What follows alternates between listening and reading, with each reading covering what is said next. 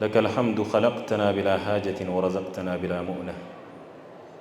لك الحمد جمعتنا على هذا البرامج المبارك، ولك الحمد عدد خلقك ورضا نفسك وزنة عرشك ومداد كلماتك.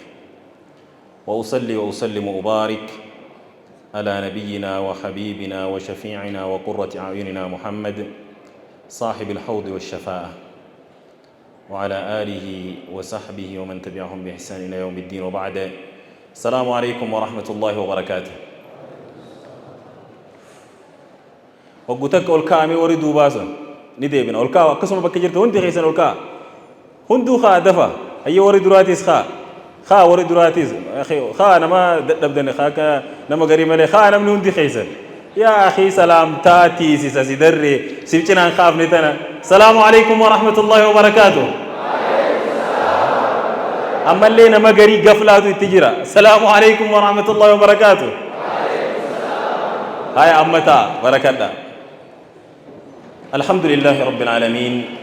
تدراتي كونسلي درجوتا مقالة أسلا أكسما ميديا نوف حلال ربي جزا خيري نوفي أمة إسلام الرلي ساني فخفلوا بركة ربي ساني آتايسو جزا ربي ساني خفل. اتيان سودان حواسني خيجنا كما قال أسلا يو وني أنا ما خيس جروخون منامة أوبات وني قرين جنبتشون قرين بيخ وني توي منامة تاتي هربا دمكم كيسان هركا وانسن هركا هم باستيفاء يتياد دقويا قرين وني قرين سيجمع تشيفتي تي منامة سيدا وني قرين أما اللي سريفة تشيفتي يا رب واخنا منام منور راقودي يجتدو أني أسلا قويا هرآ خنا محاضرة هدون دديبيا محاضرة حواسة درجيساتين قبويد تدرجيس فكاتو توام باتي فكاتو تأدراش اللي أكدر جيس بيجرو في بيجرو تلي قوتي جندو مخان اللي روتين كفالتيزين محاضرات نركي وقوتا كما تاخيسني تكبيرا جدا أيه يرون قباب دونا علماءين هدون دعان هدون والرواسلا يونم نوا إرّا أجيفة وفيد أكان أدوك أبوتي هذا بريزيدنتي كونسلي درجوته إثيوبيا وبريس خين أستاذ حيدر جوتي هندي ساني وان سلا نمني نمانجو وان سلا أبوليسي هنجفا قطيسو تدامت وان أبوليسي هريت تدامتو وان تكان قدت تدامتو سني دامت نجرا وري أمنو خيس جيران وري أكو بريس خينيا دكتور كيار أستاذ شعيب أكسما عالم خينيا دكتور جبريل كمر وغيره من الأئمة والعلماء هندي ساني وان سلا المادامني سني دامني جيران ربي وروان دغيتي فيدمو ناتاسيس يا درجة قوت نمني هندي سلا درجة جيسو مجاني جالتا بيه أنا خنا اللي أما سلا بكو مغاري غاري تخيلون الأوباتني يلو هند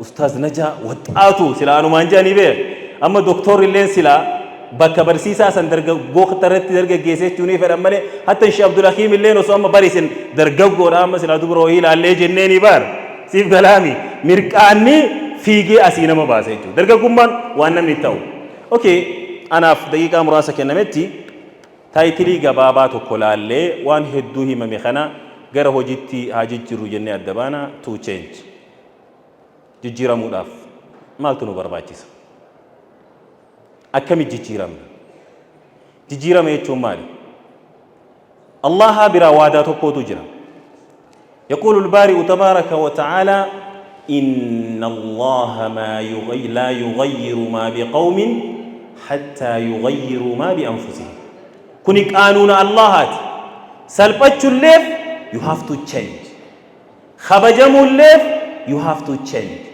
دوبتي ديبو اوفيس you have to change غير دراتر كان فتشو سيبس you have to change جيجيرمو مال جيجيرا مال تجيجيرا وني خوني وني نودي بي أكنو ملفا خيرمني بك وهينجو positioning irrajiru gari tanan durati tarkan fata jijira mafula durati dem bakki in irrajiru fi actin in irrajiru salphisaa fi rakkisaa taanaan bakka san irraa buqqa'uu isa gaafata. Akka dargaggeessatti jijjiiramuudhaaf we have to know ourselves. Who am I? Ani eenyu? The first question to youth is who are you? Akka dargaggeessaatti jiraachuuf, du'uuf, jijjiiramuuf ati dura eenyu? Hagam keenyatu keessoo keenya, eenyummaa keessoo keenyaa beeka. Hagam keenyatu uf wajji jiraachaa jira. Hedduun namaa namaaf jiraata. Hedduun namaa nama wajji jiraata. Yoo barannu namni barateef, yoo deemnu namni deemeef, yoo da'waa goonu namni godheef ati eenyu? Inni itti aanu ati maal barbaadda? Fakkeenyaaf barattoota kana keessa ijoollee yuunivarsiitii jira. Kanneen haayiskuulii jiranii maal barbaadda? Maal ta'uu feeta? Akkam barbaadda? Inni itti aanu hayyoon jireenya keetii maali? Gaafiiwwan kanniin deebisuudhaaf gurbaan keessan kan madarakaa dhufee jira za'atu kanatti isaa farse. Gaafii kanniin deebisuudhaaf dargaggeessi maal akka barbaadu hin beekne, eenyu akka inni ta'e of hin beekne, ati shiroo nyaachuu jaalattamoo maraqa nyaachuu jaalattaa yoo addaan hin beekne balaa beeka. Waan keessi kee nyaatuu fedhu nama hin beekne jira. Yoo haati ganama marqaa marqite fidan jeetuma fal'aana itti diree, yoo haati guyyaa qiixxaa gootes yoo kanuma itti ergu taate wanni garaan isaa fedhuu fi wanni inni itti guuraa jiru garagara. Afaan kun afaan kitaabaatii beeki isiniif gala. Siif galaa bi. Dargaggeessa eenyummaa ofii isa sirrii beeku. Rasuulli keenya sallallahu alaihi wasallam osomaa wahyiin ittiin godhamin eenyummaa ofii beeka. Hawaasa taabota 360 ol gabbaru keessa taa'ee waan tokkoon gabbaru. He is one at that time. Nama tokkicha. If you understand yourself, you read, you ask yourself, you will answer for yourself what will benefit you in the future. Gaafa of gaafatte eenyummaa kee barbaadde argatte dilli girrisaa fi sirbu, dilli hamashatee dibatee hidhatee si dura yaa'u kun dhimma si wal qabatu akka hin taane sii gala. Dilli filee ciree odeessee deemu kun dhimma kee akka hin taane sii gala. Because you know yourself. Eenyu akka taate eessa akka deemaa jirtu bakki gahuu qabdu ni beekama waan ta'eef.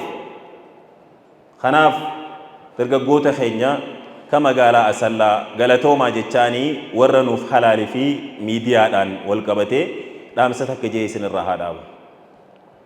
Miidiyaa kana addunyaan parpasii tolchiteef qabdi. Nuti parpasii inni tolfameef miti waan itti fayyadamnuuf hin beeknu. Literally yoo moobaayilaa fi jiruu keenya walitti qabdee ilaalte hedduun dargaggeessa amma jiruu ija akkana godhaan moobaayila laala. Umriin isaa 20 ijji isaa garuu osoo fuutee maayikirooskooppii ijaa jala galchitee adagaa keessa jirti. Ittiin barachuuf meeshaan guddaan inni qabu ija isaati. Ittiin waa ofirraa ilaaluuf wanni guddaan inni qabu ija isaati. Addunyaan miidiyaa waa lamaaf itti fayyadamti. Akka liidarshiipiitti warri idaaraa propoogaandaa silxaana ofiitii fi poolitikaa biyyisaa jabeessee ofirraa qabuuniif itti fayyadamu. Inversely warri isaanii mormus qaama san ittiin kuffisuuf gargaaru. Kun ka warra siyaasaati. Waraanni guddaan addunyaa kanaa waraana silaa albeetirrallee ulfaata waraana propoogaandaati.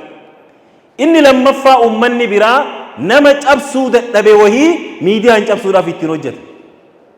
Islaamummaa albeen itti fiidee jihaada itti gootee lolteerii sochoosuu hin dandeettu. Akkuma amma Gazzaa keessatti agartan kana. Wanni silaa addunyaarra jiru guutuun saaruuqa maqaa beektuuf hin beekne itti bagadhiisti ummanni achumaa laa ilaaha illallah itti jaa galgalarraa jiru. Namni waan namni nuun dhabamsiisuudhaaf itti fayyadamu wajji akka hin dhabamne tun dhaamsa keenya. Hawaasni kun itti yaadee istiraateejii itti baasee itti qoratee waan bu'aa isiin argamsiisuu dandeessu kaalkuleet godhee nama 500 barana miidiyaan ajjeesuu qaba yoo jedhe إبشن أمور وقات رت ريبورتي وليجل شيتي وايتين دلق أنا في سنة ميديا أنجرو دري قوساتي في دري هلاكات وندندو ونقب أكا ورا ميديات يا رب جزاء سني آخفر أكا ورا موبايل سمارت فوني هندي خيسان أركاكب دنيت وان ميديا خوني سيفيدو في وان ميديا خون سميرو يو أدم بافنة بلا ميديا خيسان سينين قدا خنا خيسا شيني قوانا كخيا ميديا حرام ميديا سينين أجتون إفاجئ به ولكن we have to manage ورد أمس ميديا أن دبر سود أفقدبات نمو challenge أما قدبنا مخنا وان فكاتوك أبتنيون رفني هاسويني خيسان نما دري خبا مدورة درتي رفتاتا كيف كلامي شيء ربي سخاسيتهم شيخ بين أني تبنا نمني جيني مدورة لفانجه خب دورا شولي خنا تركم التقول دري خبا ربي خبا نتسنيت وجاج يو شيء نجلا تشوي جاي مدري وري ميرة تكوكرانة تنبسه وصونا ما ولي تلفني كوفا ور ميدياتيف you have to be smart وان دلو تفكات هاسوا دلو تفكات قتش دلو تفكات وان ميديا إسلام فكات وفات إسلام فكاتون يوغا ديباتن هواسني ورنو فلالستي ميديا لي even social media نموت أنفا حركة جيران هندا إسي وجين جيران ورا دمي أسلا كونسلي درجة قوتا دمي أسلاتين ريفو أستاذ شعيب وان سلاجر نور رافو لتني جيران أباك أبنا قام جل هريرو قبنا جان أبا خيسن جبي فدا والدقايا أكما ريفو جاني إدارة خيستي دبتشوش على لقيفتون جرجروش على أوبسون فيجوش على صوت ديمون بكبر باجي ست سبيدي حيا ميمش على يوم فيجني فشل الأفومنا أكما ريفو بوليسي خيني جئ نتيجندي توكو مكايامو أكوان نو أبار منيتي هجنمو خيستي ولكنو هجنمو أجج خنا قد جنان قدو ummata tokko jira bara 2000 fi 8 finfinnee dhufanii training yoo kennan ayyoosan joollee waa mana barnootaa wayii jirtu practice isaan sii kennan finfinnee qorra finfinnee keessatti halkan sa'aatii 4tti ala si baasan bakki itti masgiida isaan kennan hoteela haa ta'u bakka fedhe haa ta'u seeraamik irra teetta haga subhii azaananitti seeraamik masan irra bulti miila qullaa teetta namni qorratte dhibamte yoo dhibamte hospitaala si geessan hoggansi yoo hagas nama ajaji yoo hagas sacrification kafaluu hin dandeenye qaama hoggansaa taatee itti fufuurra qambara hoggansaa jalaa bahuutu gaari kanaaf dhageeffachuun hogganamuun obsuun gorsuun maaliif kun ta'e jennee yoo wanni tokko nuu mul'ate dubbatuu baannee yoo callifne guyyaa lama keessatti furmaata dhageenya keenyaaf qaamni hoggansa keetirra jiru waa wahii balleessa asaba ati beeytutti waa wahii balleessa gadbee miidiyaa irratti waa balleessa waa haasa'e yoo guyyaa lama bulte ati deebisaa san argatte yoo arra ol kaatee immoo deebisaan taane qaama hoggansa keetirratti kennite tarii hoggansichi deebisaa argatuu mala ati garuu caasa san keessaa dhabamuu malta kanaaf dargaggoo hoggansaaf qophaa'e dargaggoo of beeku rabbi nu haa taasisu irra deddeebinee obboleessa keenya Abu Maahirii fi kaawunsilii dargaggoota magaalaa Asallaa hunduma keessanii galatooma ulfaadha guyyaa har'aa wal guutuudhaaf wal bira dhaabbachuudhaaf waliin jira jechuu agarsiisuuf malee guyyaa da'awaatiif walitti hin dhufne ustaazan keenya hedduun ustaaz Ibsaa Hasan nu wajji karaa bayanii nuti baale oolle kaleessa baale oolle roobe bullee sa'a 11tti roobe keessaa baane as dhaqqabne isaan makiinaan isaanii karatti xiqqoo nadaajii harkaa dhabdee sababa sanii ta'akhurri argame karaa jiranii yoo dhaqqaban yoo dhaqqaban illee salaamtaa isin dhaammatanii jiranii waqta fi ala hadal qadr wa sallallahu ala sayyidina Muhammadin wa ala alihi wa sahbihi wa sallam